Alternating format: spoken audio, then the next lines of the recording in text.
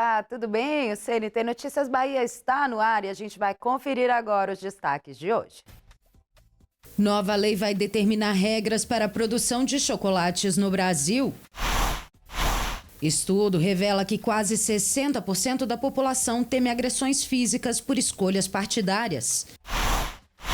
E ainda, mais de 350 mil mortes no Brasil reforçam um alerta para doenças do coração e do cérebro. E todos os detalhes você vê agora no CNT Notícias Bahia.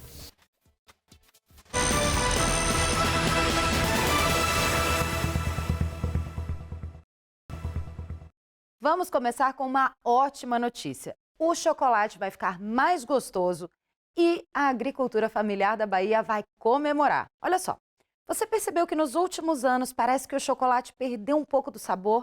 Não é mais tão gostoso quanto antes? Pois é, o que aconteceu é que as fórmulas foram mudando e as fábricas foram diminuindo a quantidade de cacau e de manteiga de cacau nas receitas e foram aumentando a quantidade de gorduras vegetais. Mas uma nova lei vai trazer mais transparência para os chocolates vendidos no Brasil.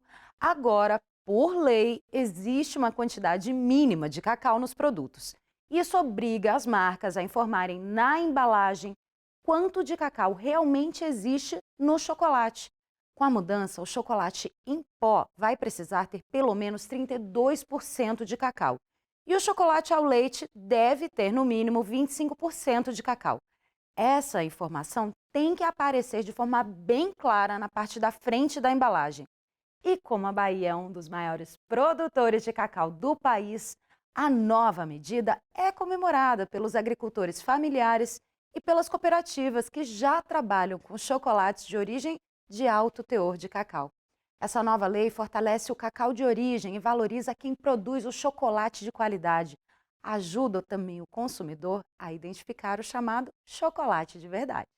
A nova lei fixa percentuais mínimos de cacau para diferentes produtos e obriga que os rótulos informem o teor de cacau presente na composição. As regras valem para produtos nacionais e importados comercializados no território brasileiro, entre eles o chocolate, chocolate ao leite, chocolate branco, chocolate em pó, achocolatados e coberturas sabor chocolate. Para ser considerado chocolate, o produto deve conter no mínimo 35% de sólidos totais de cacau, dos quais pelo menos 18% devem ser manteiga de cacau. Já o chocolate ao leite deve ter ao menos 25% de sólidos totais de cacau. É obrigatório ainda informar na parte frontal dos rótulos a porcentagem de cacau nos produtos. Embalagens dos produtos que contêm cacau, como por exemplo, chocolate ao leite, chocolate branco, achocolatado, devem ter a informação do percentual de cacau na composição do produto. Ou seja, na embalagem deverá constar a frase contém X% de cacau, possibilitando que o consumidor tenha informação clara a respeito do produto que está adquirindo.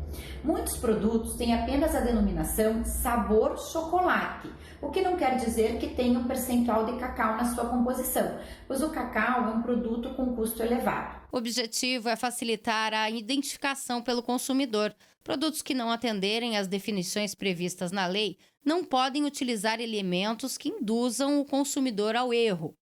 Essas alterações trazem uma maior transparência em relação à composição dos alimentos que estão sendo adquiridos pelo consumidor, possibilitando uma escolha mais consciente do produto comprado. As empresas que descumprirem as regras estão sujeitas às sanções previstas no Código de Defesa do Consumidor e na legislação sanitária. O prazo para adaptação às novas exigências é de aproximadamente 1 ano. E depois do intervalo, você vai ver que os brasileiros têm medo de sofrer violência por causa de política. Os detalhes já já.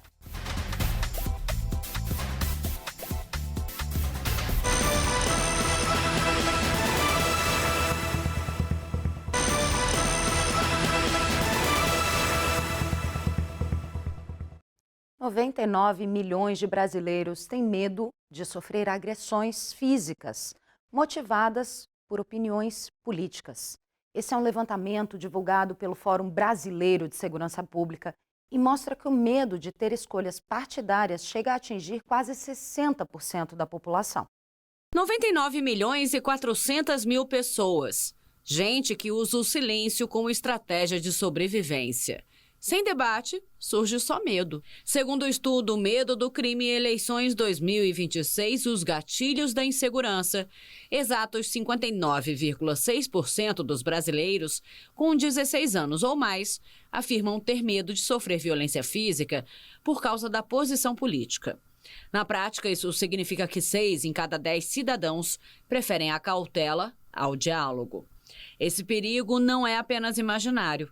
No último ano, cerca de 3.600.000 pessoas relataram ter sido vítimas de algum tipo de violência política, 2,2% da população. Em 2022, o índice de medo era de 68%.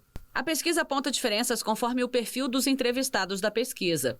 Entre as mulheres, 65,5% afirmam temer agressões motivadas por posições políticas, enquanto que entre os homens o índice é de 53,1%.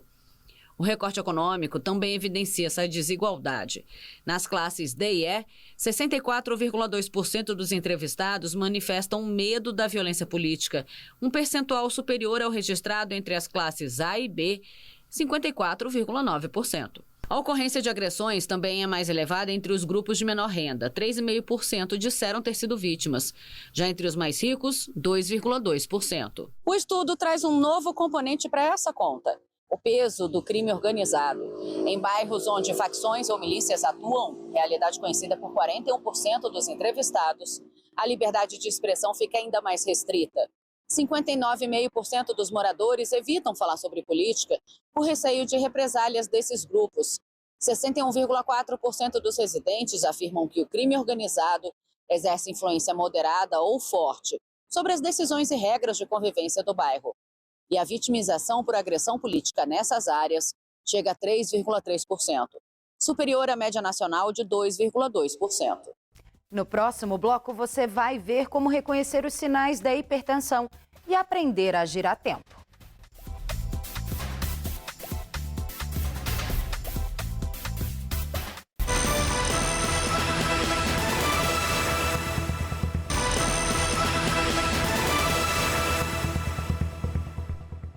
A hipertensão, muitas vezes silenciosa, está por trás de algumas das doenças que mais matam no Brasil.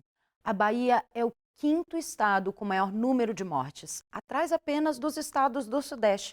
Foram mais de 22.000 casos de morte por doenças cardiovasculares, entre infarto, AVC e insuficiências cardíacas. Só em 2025, o Brasil registrou mais de 350.000 mortes por infarto, AVC e insuficiência cardíaca. Doenças graves, muitas vezes ligadas a um problema comum e silencioso, a hipertensão. Na maioria dos casos, ela não dá sinais, mas vai causando danos aos poucos, atingindo órgãos como o coração e o cérebro.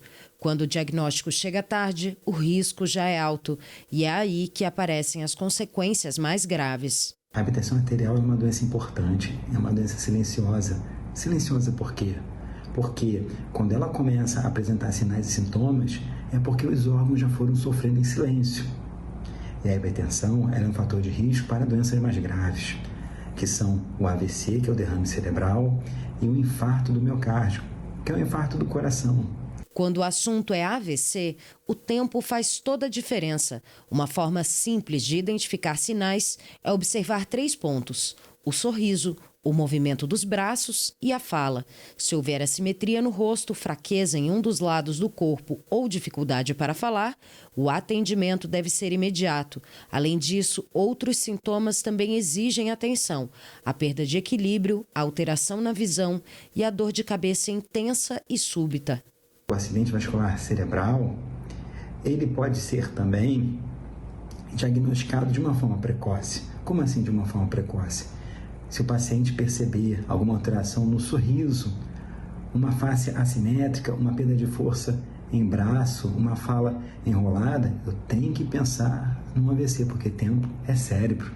Eu tenho que procurar uma assistência médica urgente. No caso do infarto, os sinais também não podem ser ignorados: dor ou pressão no peito, falta de ar, suor frio, dor na barriga e náuseas estão entre os principais sintomas.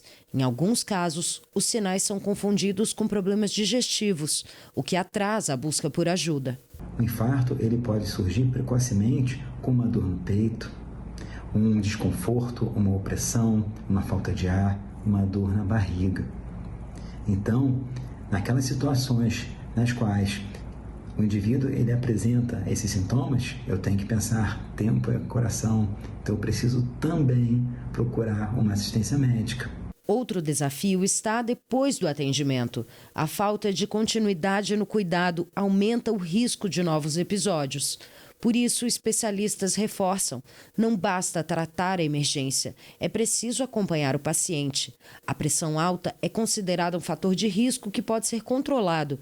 Com acompanhamento, mudança de hábitos e tratamento, é possível evitar as complicações. Atrasos no diagnóstico, dificuldade em reconhecer os sintomas e demora em exames podem comprometer a recuperação.